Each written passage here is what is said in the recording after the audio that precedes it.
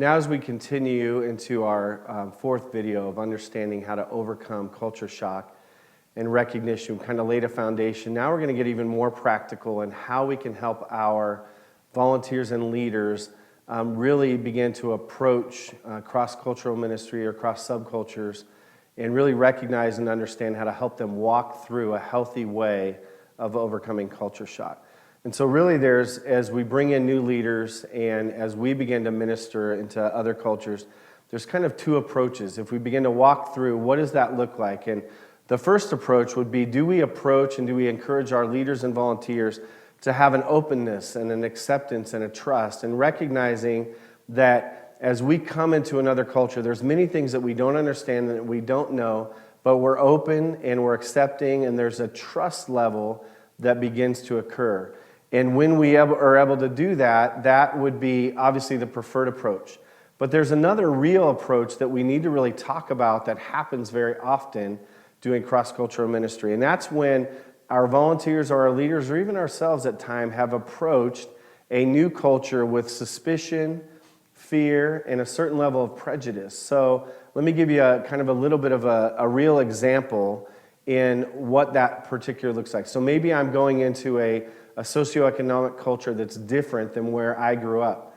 And I begin to look at activities, so let me, again, make it even more real, is I see a kid who I know their family is struggling with paying their electric bill, and they've had their power turned off, they've had difficulty paying rent and keeping a roof over their head, but yet I see that same young person with the latest cell phone or with the nicest shoes or even some attire that I recognize that was very costly and pricey. Now if I approach that with a little bit of a judgment and a fear and a prejudice from my point of view and what I look at and saying, man, don't you value the important things and the necessities that you need in life, and here you are putting it into things that aren't as important, like shoes and clothing and cell phones. And that begins to put a barrier between me and the kids that I don't really even know. Maybe I've not taken the time to even find out a little bit more about their life or what they've been living or why they make the decisions that they make, but I've come in with a very critical and a judgmental because of some of that fear and suspicion and prejudices that I brought in that keeps a barrier from me being able to get closer and to really understand that young person.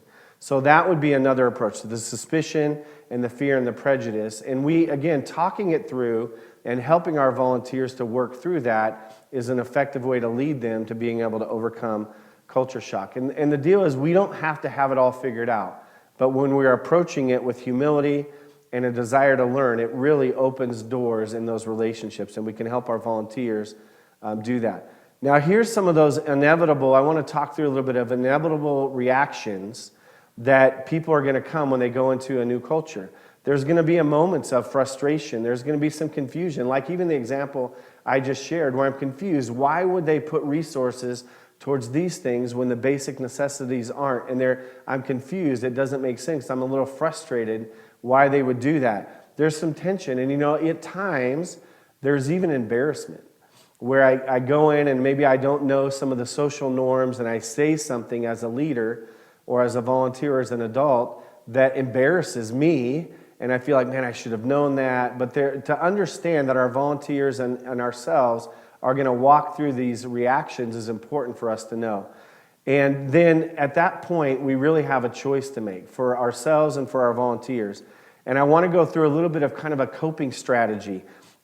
One is we can observe, we can listen, and we can inquire. It goes a long way when we begin to ask questions, when we begin to do a lot less talking and a lot more listening. I begin to observe, and I wonder why kids make the kind of decisions they make. I want to know, help me understand, and being able to ask and willing to ask versus coming with the answers. A lot of times there's a criticalness that when we're going cross-cultural, we begin to take our own culture and begin to put it on others, and we can be critical, and kids recognize that. We can begin to rationalize why kids don't want to have a relationship with us, or we can begin to withdraw. So really two approaches: observe, listen, and inquire, or withdraw and criticize and rationalize why kids don't want to be with me. One example would be, a leader who's maybe had some of those barriers and been pretty critical of the kids, and they say, kids don't want to be around me because I tell them the truth.